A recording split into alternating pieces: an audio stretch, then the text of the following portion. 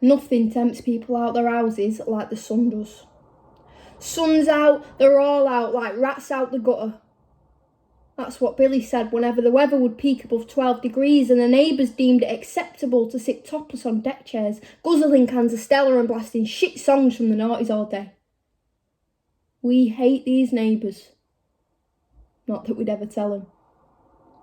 At least they're ours, we'd say. Our neighbours, from our street, where our house is.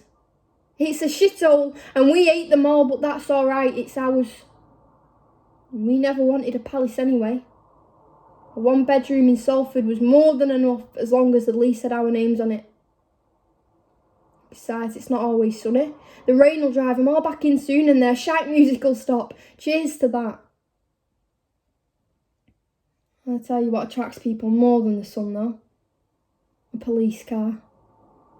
A police car parked up in the street will never go unnoticed. It is a law of its own that when the boys in blue show up, the whole street automatically knows. Nicola, from next door but one, hasn't seen a 9 o'clock rise since when she was a kid at Christmas. But would you believe it, when that car pulled up outside my door at 8:30 this morning, she was out of bed quicker than a one-night stand. And soon enough, she'd been on the phone to every other neighbour. And by 8:45, the news about my trouble with the police had spread round the street quicker than chlamydia does the sweeps around a Year 11 classroom. I've always hated Nicola. Billy said she wasn't so bad. I knew it was the police knocking. It was one of them loud, possessive knocks, the kind that only belong to bailiffs or coppers. When I answered the door, the officer looked positively surprised. "Is your mum or dad home?" he said, in a very condescending tone that made me instantly dislike him. Prick. "Wouldn't know, this is my house," I told him. He was confused. Thought I was a child, see, a schoolgirl. I've always had a baby face. My mum used to say it could get me anything I wanted. The face of someone innocent. I used to believe that. Billy would joke when we first started seeing each other that people might see us together and think he was a nonce. He's always been the class clown, Billy. When people ask me how we got together, I say, he laughed me into bed and I've been paying for it ever since. Could see how much I love him though. Proper love, you know, 50 years of marriage type, old school. This officer was looking at me like I was unhinged when I started to tell him all of this. But what can I say? I'd had 3 coffees this morning and I've always been a talker and I've never quite mastered the art of hiding my facial expressions. So when this officer interrupted me, drawing a story I was telling him about mine and Billy's first date that he said wasn't what he was here to discuss, I felt a flare of fury rise up my chest at his rudeness. He must have seen the anger on my face, because now he was looking at me like I was a tiny predator, small but fierce, waiting to attack him. I don't blame him. Officers don't usually fare too well around here. I was quite shocked that he hadn't thought to wear his riot gear, if I'm honest. Wanted to know if he could come in, but I'm not daft. Law and Order is Billy's favourite show, and I've watched enough episodes to know that he needed a warrant. Besides, I hadn't done any cleaning. I knew there were pots and pans all over and piles of washing, and Billy never picks up his stuff. I didn't want this officer judging me. I could tell the smell had got to him. He looked like one of them dogs with wrinkled up faces. He wasn't hiding his disgust very well, or at all. He kept twitching his nose, and I couldn't help thinking he looked quite comical. I knew I looked insane when I started laughing loudly, but I've always had a nervous laugh. Giggle like a schoolgirl, Billy says. Just got a few questions about all these blue bottles outside your door, the officer tells me. Someone called us concerned. I bet it was Nicola. Is everything all right? He asked, clearly trying to win me over, and I almost let him, but then I remembered. I let Billy win me over, and look where that got me. 413 Liverpool Street, our shithole. But now it's just a shithole. And it stinks. Like nothing I've ever smelt before. The officer can clearly smell it too, because now he's peering round me, trying to get a look inside. And if my hands are shaking, it's only because of all the coffees I've had, and not because I've got anything to hide. I insist, men are terrible listeners. And this officer asks again if he can come in. Have you got any idea, I ask? And suddenly get a flashback to being 16, interrogated by one of them cunty bouncers outside the Sov on a Friday night, and this more than anything makes me start to question my life choices. This officer has all the right idea though. Starts to ask questions about all the flies, questions I don't want to answer.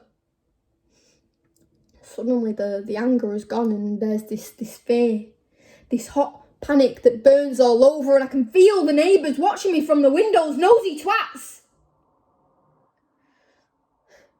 I suddenly feel very small, and this officer is now the tallest man I have ever seen, and a beam of sun is shining down on him and it gives him a halo, and he almost looks like a cartoon, you know, a cartoon hero. Why does nobody ever warn you about the dangers of putting another human on a pedestal? I put Billy on a pedestal, thought he was perfect, like truly thought that, believed it 100%, and he let me. He let me knowing that he was a dirty...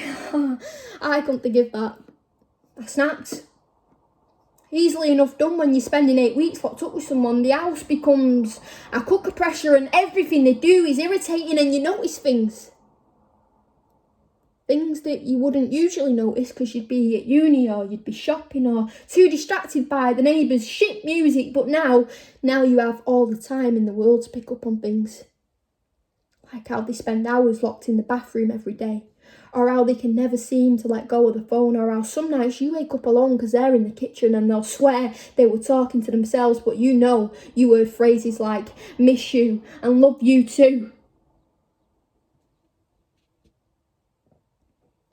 You know that something isn't right, it stinks. It stinks like the house does now.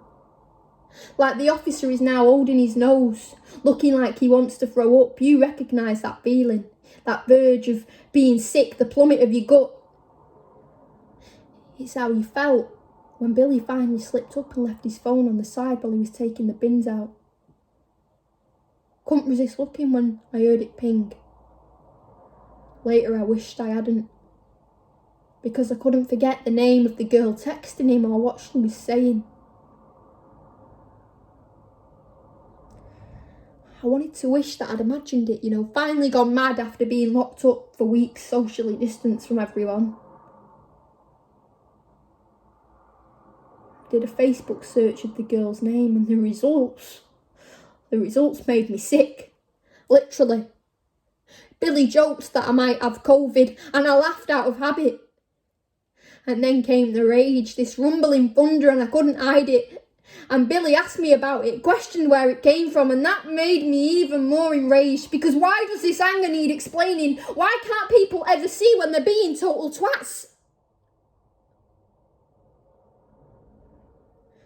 I picked up the knife without really knowing what I wanted to do with it. Stuck it in his back. Poetic, I suppose. That was 8 weeks ago. He's still on the kitchen floor.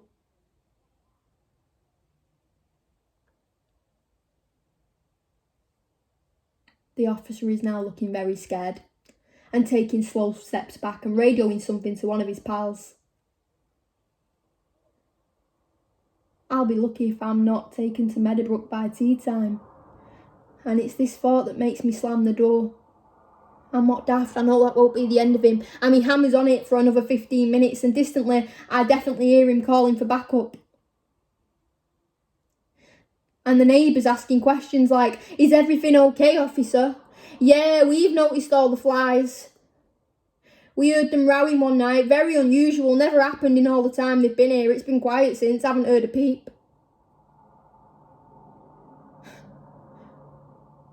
I go back to bed. And wait for him to burst the door open and drag me away. I can't bear to go in the kitchen.